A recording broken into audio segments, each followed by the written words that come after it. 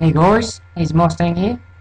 Um, Today I'm going to be showing you a new circuit I've come up with, and what it allows you to do is it allows you to activate a command block once, and then have it automatically deactivate to stop it from repeating itself, and then there'll be a reset button you can hit that'll reset the circuit. So first off, I'm just going to show you this. Here's a simple redstone clock, as most of you will know. For those of you who don't know, this is I'll show you how it works. A command block in here that says hello, and when we start the clock, as you'll see, it'll just keep repeating hello to me like that. Now in an adventure map, you don't necessarily want it to repeat itself, so that's why we need a solution as I've come up with. This here is a slight alteration of the clock. So in this time, instead of just having it say hello, we have a test for nearest player within 3 blocks. And what that does, for those of you who aren't too familiar with this, is it means that it will only say hello if I am within 3 blocks. Because it's linked to here to say hello by a comparator. So if this has a positive output, it activates the comparator, which activates the say hello. Okay, so I'll just show you that one as well quickly. So I'm outside 3 blocks, nothing happens. I go within 3 blocks, it says hello. As you'll see with these, it doesn't repeat itself unless you go outside the 3 blocks again. Then if I go back in, it will say hello again, as you can see.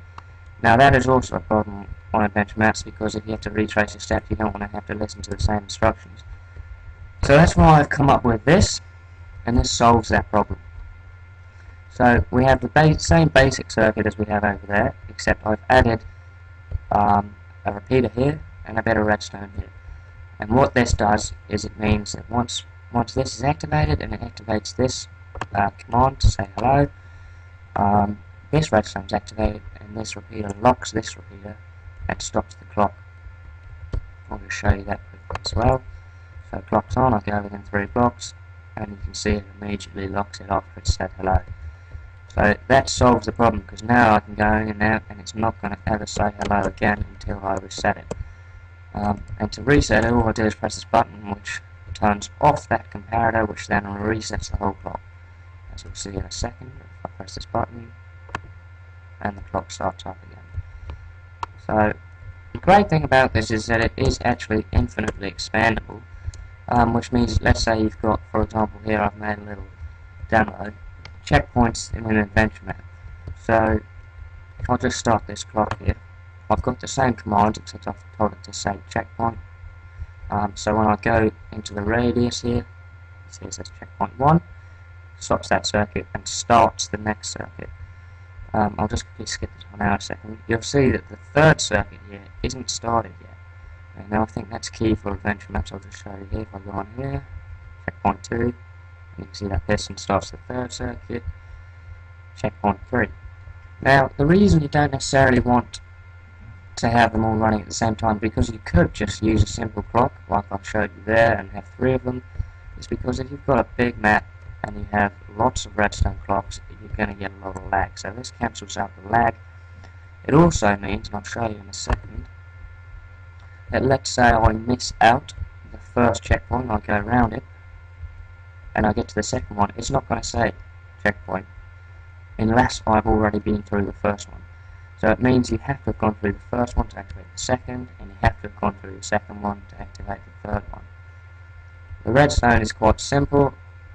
It's basically the same layout we had earlier, except with the piston change here. Now what I've added is just a repeater on the end of the say block to another repeater to a piston and this piston pushes a block.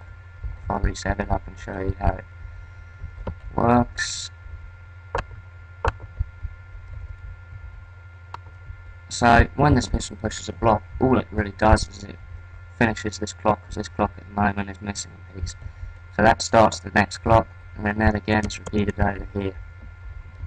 The reset button is slightly different, however, when you have more than one. And that is because for the clock to reset, this block must still be placed here. So you have to have a delay on the repeater. As you can see, I've got that one set at 3. And also it becomes slightly complicated in that they have to reset backwards, otherwise sometimes they don't all reset, and that's because I know that because I've tried it with several. So as you can see here, I've only got 3 tick delay, whereas on this one I have a 6 tick delay, and that means they actually reset third one first, then the second one, then the third one.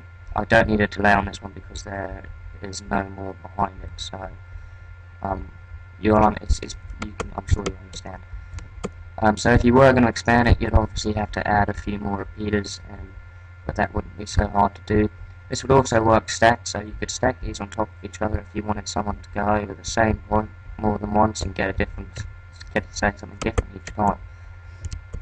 Yeah, so that's the circuit.